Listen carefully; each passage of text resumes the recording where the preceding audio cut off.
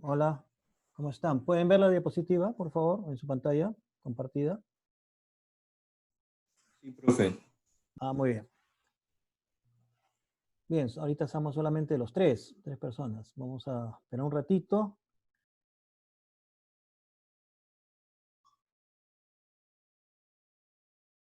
Porque alguien siempre dice, no lo dijo, ¿no?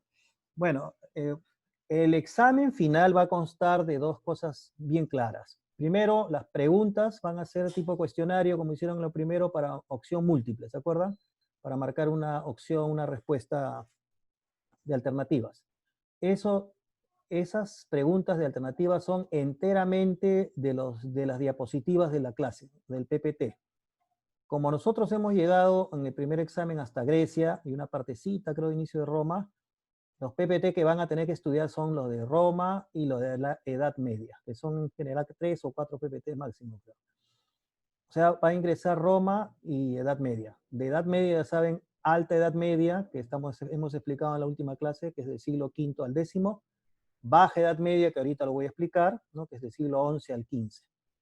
Eso es PPTs, es con la teoría. Pueden ver los videos también, este video lo voy a colgar, también pueden estudiarlo de ahí. Y la otra pregunta que es de ensayo es lo que he estado hablando, ¿no? De que ustedes escojan un capítulo de un libro, de los varios libros que voy a subir de PDF, todos de Edad Media, y que hagan su trabajo de ensayo, comentario de ese capítulo. ¿Queda claro entonces?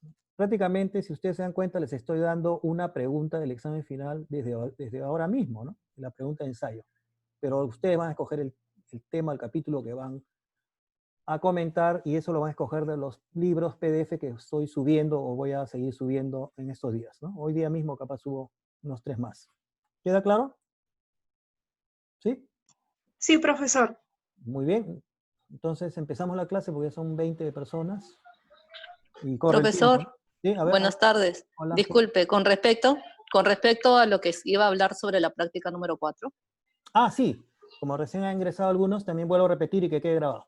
La práctica o control de lectura, mejor dicho, se llama es un control de lectura. Número 4 es la lectura que está colgada también en la semana 14, si no me equivoco, de George Duby, que es Guerreros y Campesinos. Ese archivo que está colgado dice Duby, ¿no? Si ustedes lo han bajado, verán que son unas 10, 12 páginas. O sea, eso tienen que leer. Ahí no hay nada que, digamos, de seleccionar. Es todo el artículo subido, ¿no? Todo un capítulo que yo he subido. Ese artículo o capítulo de George Duby, Guerreros y Campesinos, que es casualmente la Baja Edad Media, que es lo que vamos a ver, eso es el cuarto y último control de lectura que les voy a pedir realicen este viernes capaz o el sábado y domingo, 2 días, para que puedan subirlo en 2 días, ¿ya? Eso les voy a indicar ya, vean el aula virtual, las indicaciones, pero es a base de esa lectura de George Duby. ¿Está bien? ¿Queda claro? ¿O alguien tiene una pregunta? Gracias, profesor. Muy bien, entonces empezamos. Y al final vayan pensando y me vuelven a preguntar antes del final, si es que alcanza el tiempo. Si no, lo voy a escribir como indicaciones también. No se preocupe. Bien, aquí tenemos la diapositiva que todos están viendo, la Baja Edad Media, que yo he puesto las cruzadas, bueno, hay una carátula, pero recordemos que la Edad Media se divide en alta y baja, ¿no? Dijimos la Alta Edad Media es del siglo V al X, y la Baja Edad Media que vamos a ver en estos momentos es del siglo XI hasta el siglo XV. Las características de esta Baja Edad Media es bien interesante, ¿no? Porque es la más productiva, digamos, de la Edad Media. En este sentido,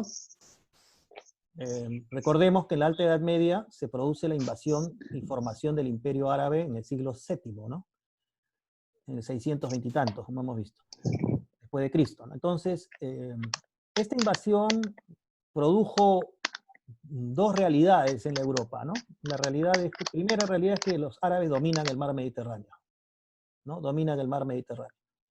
Y ese dominio no es de un tratamiento homogéneo, más bien es diferenciado. Los árabes deciden cerrar el tráfico marítimo para Europa occidental, es decir, no permiten navegación para los europeos de Occidente. Me refiero a los europeos que están en la actual península ibérica, en la zona de que es Francia, en la zona de Italia, ¿no? En la península itálica, etc. esa zona de Europa Occidental está restringida, prohibida de navegar. Por lo tanto, los árabes repliegan a los reinos bárbaros hacia el territorio, es decir, hacia una economía feudal, ¿no? Hacia una economía, digamos, rural. En cambio, simultáneamente, en Europa Oriental, es decir, hacia el lado del Imperio Bizantino, está cerca del Cercano Oriente, es decir, los árabes ahí sí permiten la navegación marítima al Imperio Bizantino y permiten el comercio marítimo y el comercio terrestre. Esos son los dos tipos de comercio. El comercio marítimo era abierto para los egipcios, para los árabes, para los turcos, para todo el Cercano Oriente y para el Imperio Bizantino. Es decir, que convivían en una actividad comercial con el Imperio Bizantino o el Imperio Romano de Oriente. Y también la ruta de comercio terrestre, la más conocida, era por supuesto la llamada ruta de la seda. Profe, Entonces, ¿sí? o por favor el que tiene el micrófono prendido apague Si lo pueden para apagar, poder ¿no? Porque llevar a cabo la clase. si alguien tiene el micro prendido, por favor, es mejor cuando todos apagan y yo nomás tengo prendido para que no haya interferencia. Gracias, sí, era necesario, Juan. Bien, entonces, ahora sí, parece que ya. Volviendo al tema, entonces el comercio en Europa Oriental era mixto. Comercio marítimo, mar Mediterráneo, y comercio terrestre. Eso era muy ventajoso, ¿no? Para la economía de esa zona. El comercio terrestre era incluso de proyección, es decir, la ruta de la seda, que era una ruta terrestre, conectaba a Europa Oriental con la zona de Asia y con civilizaciones muy importantes como son China y la India. Y quienes eran intermediarios de esas rutas comerciales, es decir, quienes realizaban esta ruta de comercio con mucha intensidad, eran los árabes. Así que los árabes son los que llevan y traen mercaderías, ¿no? Y los que llevan y traen también artefactos o objetos culturales de interés técnico. Por ejemplo, los árabes son los que llevan a Europa, llevan, por ejemplo, de la zona de China, llevan la brújula, llevan la pólvora. La pólvora los chinos la usaban para fuegos artificiales, para, digamos, actividades, ¿no? De celebración. Pero como llevan la pólvora, los europeos rápidamente se dan cuenta de su otra utilización, ¿no? Como arma de fuego más adelante. Y también como insumo para las armas de fuego, ¿no? Y también los árabes llevan la brújula en forma primitiva, es el principio de la aguja imantada apuntando al norte, ¿no? Ya después los italianos le ponen la cajita, y eso va a servir mucho para la navegación marítima. Es decir, orientarse en las noches navegando, ¿no? El astrolabio también es otro artefacto interesante que es medir la posición de las estrellas para guiarse en la navegación. Bueno, entonces, aparte los árabes llevaban pues inciensos, especias, condimentos, ¿no? Y todo eso comienza a cambiar la forma de vida de los europeos.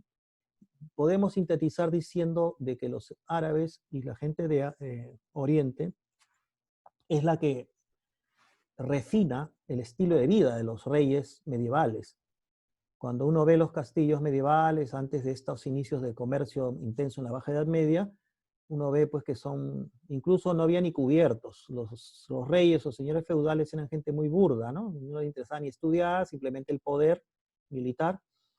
Y no tenían sentido de la vida lujosa, como sí lo tienen en Oriente, ¿no? En Oriente a los reyes, la nobleza los tratan con mucho lujo. No olviden, los egipcios hasta pensaban que sus gobernantes eran semidioses, ¿no? O dioses. Por lo tanto, hay toda una vida de lujo, de objetos suntuarios, de ritos, que hace que estos estilos, digamos, de una nobleza de Oriente termine encandilando, ¿no? Seduciendo al estilo de vida, refinando el estilo de vida de los reyes feudales europeos. Se van civilizando, en otras palabras, ¿no? O sea que los europeos se han civilizado, se han beneficiado mucho de Oriente, en realidad, ¿no? Aunque ellos ahora sean los protagonistas del poder a nivel mundial, pero en su momento, en la Edad Media, ellos aprendieron mucho de los orientales.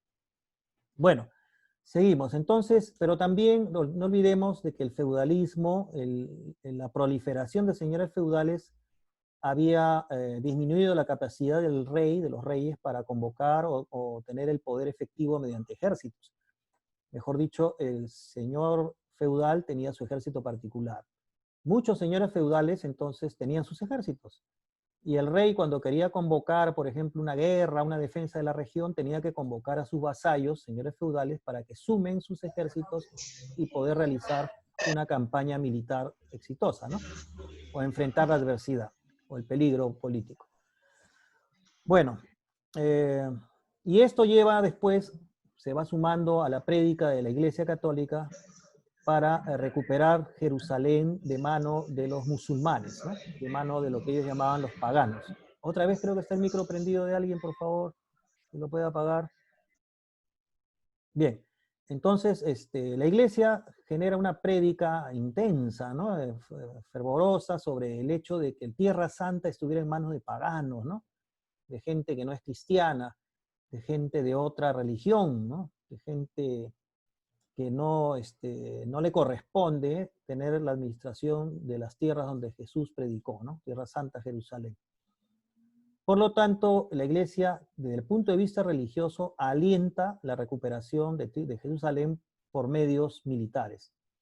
Ahora, los reyes entienden y recogen esta prédica de la Iglesia, del Papa, pero también a ellos suman sus intereses como reyes, es decir, sus intereses es adquirir nuevas tierras, intereses políticos e intereses económicos, saquear ciudades, saquear botín de guerra y de paso incrementar, por supuesto, su poder político como reyes de Europa en la zona de Oriente. Y hay un elemento más, un protagonista más que se va sumando de manera importante por su aporte económico. Me refiero a las ciudades italianas, que ya, como Venecia, Florencia, que ya empiezan a tener una actividad económica a partir del desarrollo de la burguesía como estamento o grupo social, que más adelante va a ser una clase importante como es actualmente la burguesía, que logra generar riqueza no de la tierra, no como el campesino o el feudal, ¿no? Que vive a partir de la tierra, no. El burgués hace riqueza a partir de la manufactura, o sea, la conformación o constitución de talleres manufactureros. ¿Qué cosa producen en esos talleres? Cosas, mercancías útiles para la venta, por ejemplo, ropa, zapatos, jabones, es decir, algunos objetos o mercancías que ellos venden en los mercados por necesidad de la gente y que genera riqueza para la burguesía. Entonces, este grupo social, la burguesía, que dentro de la sociedad estamental que hemos visto que es la Edad Media, se ubica en el pueblo. Es decir, recordemos la sociedad estamental medieval, es pues la nobleza, el rey, el clero y debajo el pueblo, ¿no? Y el pueblo mayormente estaba numerosamente conformado por vasallos, perdón, por siervos o campesinos. Pero ahora se sumaba en el pueblo la burguesía. La burguesía es totalmente diferente, genera riqueza en las ciudades o burgos, que también empiezan a desarrollarse debido a esta prosperidad económica que generan los talleres o la burguesía con su producción de mercancías. Es lo que Marx llama la acumulación originaria del capital, ¿no? Las primeras formas de producción y de generación de riqueza con producción de mercancías y ventas en el mercado. Entonces la burguesía se va enriqueciendo. Y vamos a ver que en la Cuarta Cruzada, pues son 8 las que vamos a ver rápidamente, en la Cuarta Cruzada la burguesía financia claramente con dinero las campañas o la logística de los ejércitos del rey, para después estos mercaderes venecianos, sobre todo lo de Venecia, ponen mucho dinero, ya ni siquiera les interesa Tierra Santa en realidad. En realidad a los burgueses no les interesa recuperar Jerusalén. Lo que les interesa es controlar las rutas de comercio terrestre y el botín preciado en la región. Conquistar Constantinopla, la ciudad de Constantinopla, que era la más rica y bella y además centro cultural de toda la Europa medieval, ¿no? A partir, por supuesto, mucho más en la Baja Edad Media. Constantinopla, como ustedes saben, era codiciada por los árabes, por los turcos, por los hunos, o sea, por muchas sociedades de la época, ¿no? Por muchos grupos. Bueno, entonces ahí se va sumando. La primera cruzada es la única en donde los europeos llegan a tener un éxito temporal. ¿Cuál era el éxito? O sea, recuperar Jerusalén temporalmente en manos de los cristianos, ¿no? Luego las siguientes cruzadas, de la segunda hasta la octava, son un fracaso total, ¿no? Son casi un fracaso rotundo, es decir, que finalmente las cruzadas no lograron lo que querían en la iglesia, recuperar Jerusalén, pero a nivel económico sí se logró reactivar el comercio terrestre y la ruta de la seda por parte de los mercaderes burgueses, sobre todo de la época, de la burguesía de la época europea, ¿no? La burguesía europea de esa época. Bien, entonces, refiriéndonos a la primera cruzada, que es la que impulsa el Papa, en este caso estamos viendo Urbano II, que se hacen los concilios, ¿no?, del alto clero, se llega a la conclusión de que hay que recuperar Jerusalén porque Dios lo quiere, con el lema de Cristo, toma tu cruz y sígueme, ¿no? Esos son cruzados, en el pecho se ponen, dibujan la cruz en su atuendo, y y también esta propuesta del alto clero de realizar las cruzadas pidiendo apoyo a los reyes y los reyes a su vez a los señores feudales con sus ejércitos, también llega al pueblo, ¿no? Al pueblo campesino, ¿no? Con la prédica de este monje del bajo clero, Pedro el Ermitaño, o sea, el que está cerca del pueblo. Y bueno, entonces la prédica es intensa, ¿no? La motivación es muy fuerte a nivel de la fe.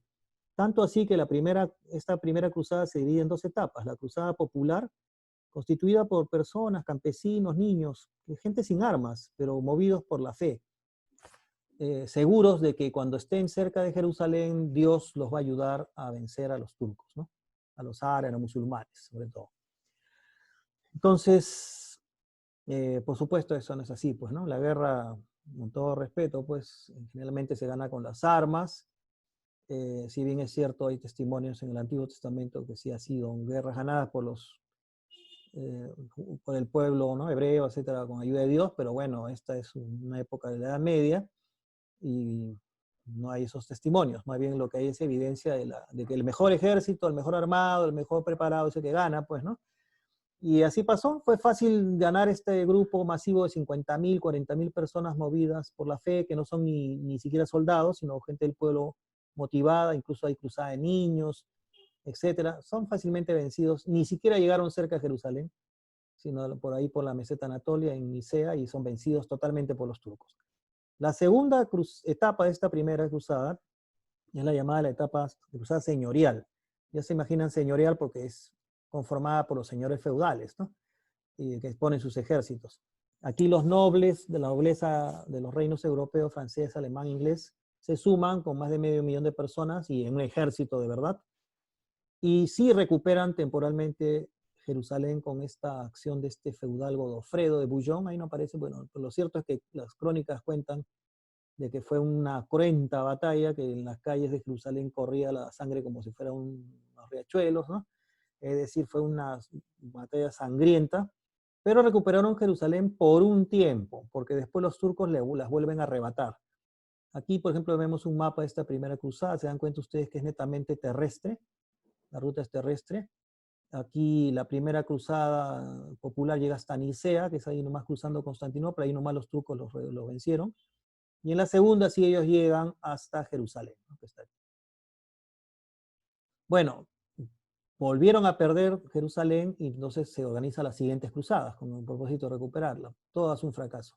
La segunda cruzada, auspiciada por el rey de Francia, Luis VII, el emperador de Alemania, Conrado III, y fracasó. La tercera es una cruzada épica. La menciono porque ha sido utilizada mucho en literatura, ¿no? Ahí aparecen reyes memorables que se unen en esta cruzada: rey Federico I Barbarroja, Alemania; Felipe II Augusto de Francia; y uno de los más conocidos, Ricardo I Corazón de León de Inglaterra, ¿no?, conocido como un gran guerrero. Bueno, esta tercera cruzada fue épica, pero finalmente tampoco recuperaron Jerusalén, pero los turcos reconocen la valentía de Ricardo y deciden hacer un pacto con él, permitiendo el ingreso de los cristianos en la condición de peregrinos. Peregrinos quiere decir que pueden visitar Jerusalén, pero sin soberanía, por supuesto, solo como un turista, por decirlo, ¿no? Peregrinos. O sea, no era dominio político, pues. La cuarta cruzada, también otro fracaso, auspiciada por el Papa Inocencio III, pero un fracaso hacia Jerusalén, pero no un fracaso para los comerciantes de Venecia, quienes habían financiado económicamente esta cruzada. el éxito que lograron los comerciantes venecianos no fue recuperar Jerusalén, sino fue tomar Constantinopla, o sea, ocuparla por 50 años, imagínense. Para los comerciantes, tener el dominio político y económico de Constantinopla significó dominar la ruta de comercio terrestre, ¿no? Hacia el Asia, hacia el Oriente, hacia China, la India. Incluso no le llamaban Imperio Bizantino ya, ¿no? Los venecianos al ocuparla le cambiaron por Imperio Latino, ¿no? Por el Imperio Latino. Luego otra vez regresa el poder nuevamente a los romanos, digamos, de Constantinopla, y nuevamente la iglesia impulsa una nueva quinta cruzada, otro fracaso, ahí están los años, 1217, etc., auspiciada por el Concilio de Letrán, que es el concilio organizado por el Papa, donde se toman decisiones. Recuerden que el Papa en la Edad Media tiene mucha influencia política con los reyes, ¿no? El rey de Hungría, Andrés II, ocupa Egipto y también son expulsados. Esta vez sí, estas cruzadas sí son marítimas. La sexta cruzada, también auspiciado por el alemán emperador Federico II, que también negocia con el rey de Siria para otra vez permitir la visita de peregrinos cristianos a Tierra Santa.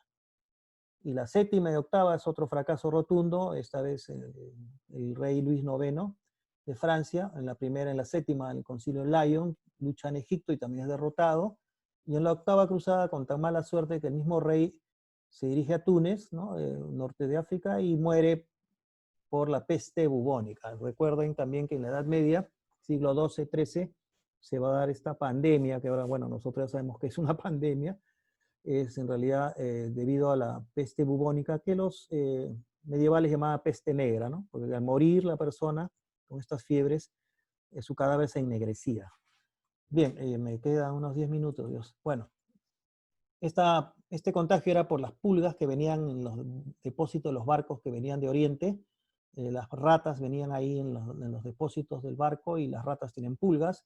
Cuando bajaban a los puertos de Europa, las ratas también bajaban y bueno, al morir las pulgas saltan y van picando a la gente y así contagiando pues la peste bubónica.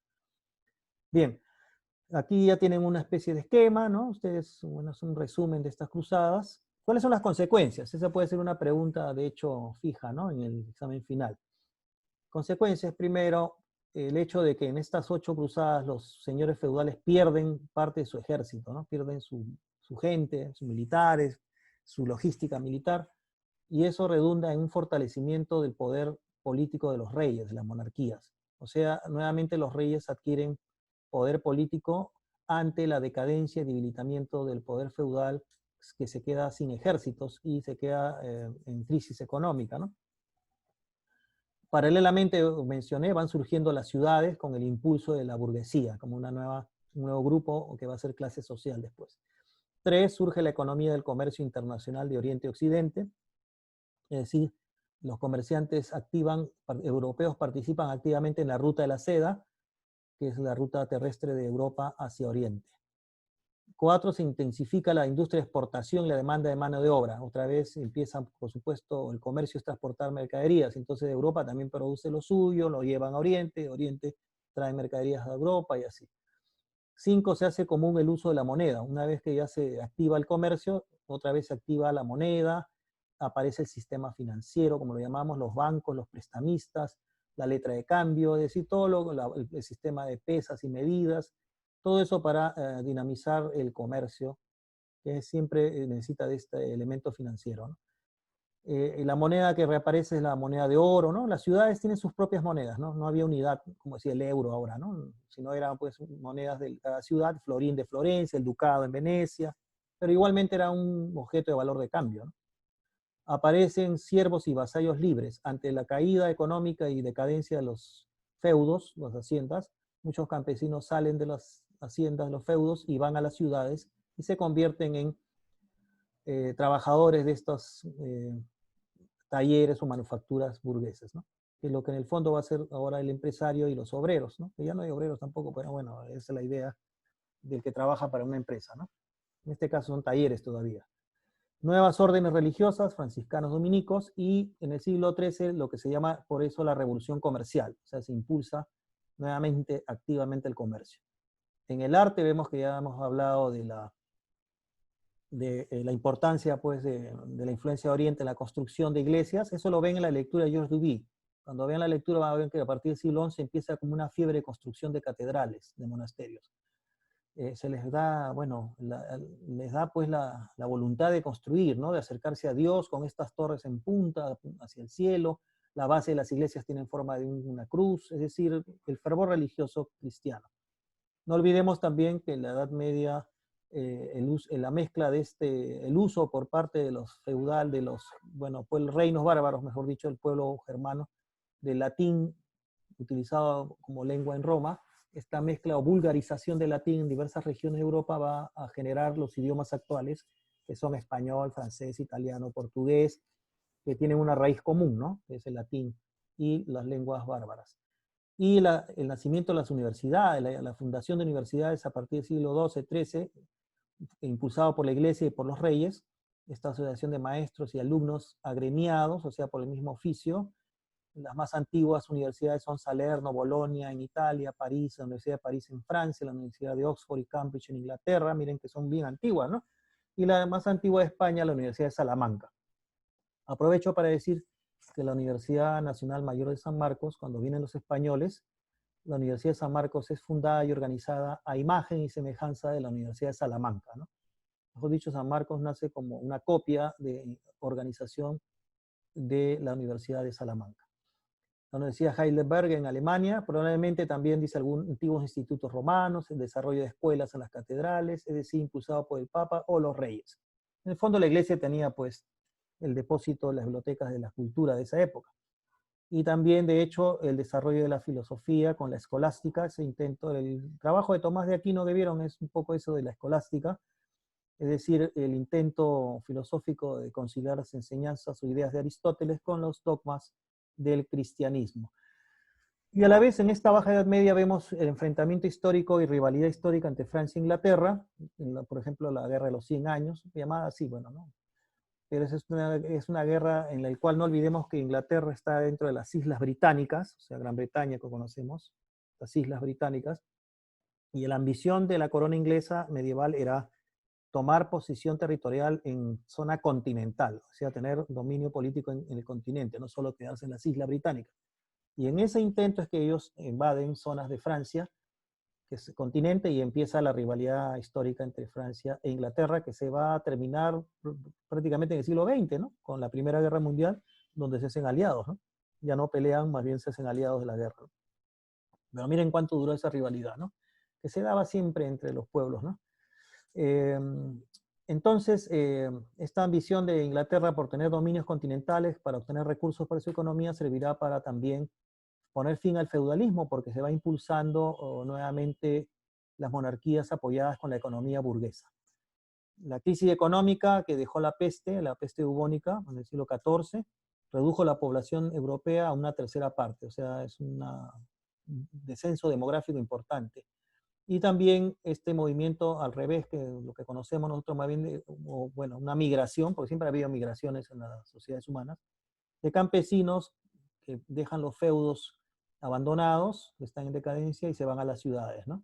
A ser manufactureros, a trabajar en talleres.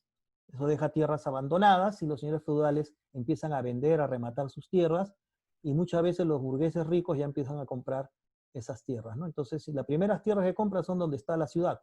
Muchas ciudades medievales estaban dentro de territorios señoriales, o sea, dentro del territorio de un señor feudal. Pero como el señor feudal está en crisis económica, vende sus tierras y los burgueses se las compran. Una crisis religiosa también se ve en esta parte, que es la crisis de la elección de los papas. Empiezan a aparecer rivalidades entre Roma y Francia, por ejemplo, en el sentido de Aviñón, donde se declara un papa en Francia y un papa en Roma, ¿no? Eso le llaman conflicto de autoridades. Y todas esas rivalidades en realidad siempre son crisis de la Iglesia como institución, ¿no? Que se van anunciando ya. Y va a tener su punto máximo ya en inicios de la Edad Moderna con la Reforma de Lutero. Bueno, el Concilio de Constanza pone fin temporalmente a este conflicto de autoridades para unificar el pontificado de Roma. Y como le mencioné, la peste negra o la muerte negra y otras epidemias, porque también hay que recordar que la Edad Media es una época muy insalubre, es decir, no hay idea de lo sanitario, como ahora que no le dicen lavarse las manos, no, ellos no tienen ni idea de que hay microbios, bacterias, menos virus. Y entonces las ciudades medievales son sucias, ¿no? O sea, no hay sistema de agua, desagüe. En las calles hay acequias de aguas servidas, aguas, ¿no? Letrinas. La gente bota bueno, su basura en la calle, ¿no? Es decir, son ciudades sucias y por lo tanto insalubres y por lo tanto muy propensas a que se den estas epidemias, ¿no? Y bueno, la peste bubónica encontró en estas ciudades insalubres unas condiciones para expandirse como pandemia, ¿no? Bien, entonces hasta ahí vamos a quedar porque hay otra diapositiva que nos falta para la siguiente clase. No sé si hasta ahí hay alguna pregunta porque tenemos un minuto, creo. Y yo voy a colgar, como siempre, los videos, ¿no? Este video también lo voy a subir. Y no olvidemos, vuelvo a repetir para los que recién ingresaron, voy a subir más archivos de libros medievales para que ustedes escojan un capítulo de interés y desarrollen una pregunta de ensayo en el examen final, ¿no? ¿Alguna inquietud con el tema? ¿Alguien quiere preguntar algo? ¿Nada? Profesor, disculpe, Bien. ¿el control de lectura va a ser De para hacer Duby. mapas conceptuales? Sí, sí. Ok, Exactamente. De la ya. lectura de George Duby. Les voy a dar voy a subir las indicaciones para que puedan hacerlo el sábado y domingo, ¿no? Tranquilamente. Ya, profesor, gracias. Ujú. Esa sería la nota del cuarto y último control de lectura. De ahí todo es, vuelvo a repetir, examen final constituido por las diapositivas que hemos venido explicando